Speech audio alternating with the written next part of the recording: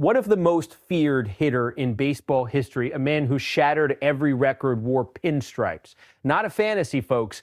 This nearly happened, and the reason it didn't will absolutely stun you. A single phone call, one audacious ultimatum, and the entire landscape of baseball as we know it was irrevocably changed. Get ready, because Barry Bonds just pulled back the curtain on the greatest Yankees what-if story ever told. Barry Bonds, MLB's all-time home run king, recently revealed a bombshell on Netflix's opening day broadcast. He was on the verge of signing with the New York Yankees back in 1993 during his first free agency. According to Bonds, the Yankees were ready to make him the highest-paid player in the game. But then a sudden non-negotiable deadline from George Steinbrenner himself torpedoed the entire deal, leading Bonds to famously hang up the phone. He ultimately signed with his hometown Giants, where he went on to carve out a legendary, albeit controversial, career. This isn't just some old player reminiscing. This is a seismic revelation from an era-defining athlete about a dynasty-defining franchise. Think about it, 1993, the Yankees were on the cusp of building one of the greatest dynasties in sports. They were a sweeping giant. Meanwhile, Bonds was fresh off back-to-back MVP seasons with the Pirates. He was a force of nature. What led to this? Steinbrenner's notorious impatience and iron-fisted control. He wanted Bonds, yes, but on his terms and his timeline. This wasn't just a contract negotiation. It was a power play, and Bonds, a superstar in his own right, refused to be played. The impact: Bonds went to San Francisco. The Yankees built their dynasty with a different core, and history unfolded as we know it. But imagine the locker room dynamic: a young Derek Jeter, Mariano Rivera, Bernie Williams playing alongside the most dominant offensive player of his generation. Its mind-bending implications here are immense. Steinbrenner, known for his aggressive pursuit of talent, often succeeded by overwhelming players with money and opportunity. But this time, his tactic backfired spectacularly.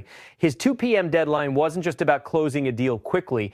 It was a test of will, a way to assert dominance over a player before he even stepped foot in the Bronx. For Bonds, it was an affront to his stature and agency. He was a generational talent, and to be given an ultimatum before serious negotiation could even begin, that was a dangerous move by the boss. Was it smart or dangerous? In hindsight, undeniably dangerous. Steinbrenner missed out on arguably the greatest offensive player of all time. However, it also speaks to the Yankees' unwavering belief in their own system and vision. They built a dynasty without Bonds, proving their organizational strength. But did it cost them more World Series titles? Could Bonds have been the missing piece that turned their late 90s dominance into an even longer, more formidable reign?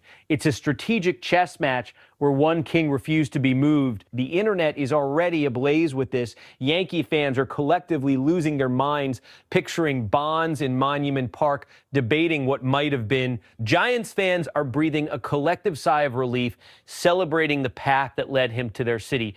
The sports talk shows are dissecting Steinbrenner's hubris versus Bonds' pride. There's a tangible sadness for what could have been a legendary pairing, contrasted with the undeniable legacy both Bonds and the Yankees created separately. It's a reminder of how thin the line is between alternate realities. Best case scenario, Bonds joins the Yankees, adding his unparalleled offensive firepower to their emerging core. With a legitimate superstar and perennial MVP candidate, the Yankees potentially win not just 4, but maybe 6 or 7 World Series titles, solidifying their status as the undisputed greatest dynasty of all time, with Bonds as a central celebrated figure. His individual records still stand, but his team success is unquestioned and his legacy potentially free from some of the later career controversies. Worst case scenario, Bonds' immense personality clashes with Steinbrenner's iron rule, leading to constant friction. The pressure cooker of New York media amplifies every issue. While he still puts up incredible numbers, the team dynamics suffer and the Yankees dynasty is fractured, potentially winning fewer championships due to internal strife. Bonds becomes a lightning rod for criticism, and his New York tenure, though statistically great, is seen as a missed opportunity for both player and team. A 2 p.m. deadline, a hung-up phone, Barry Bonds, the New York Yankees, one decision that changed everything. We want to know, if Bonds had signed with the Yankees, how many more World Series rings would they have won, and would Barry Bonds be viewed differently today? Drop your wildest theories and strongest takes in the comments below. And if you want more insane sports stories like this, hit that subscribe button and join the SportsWire USA family.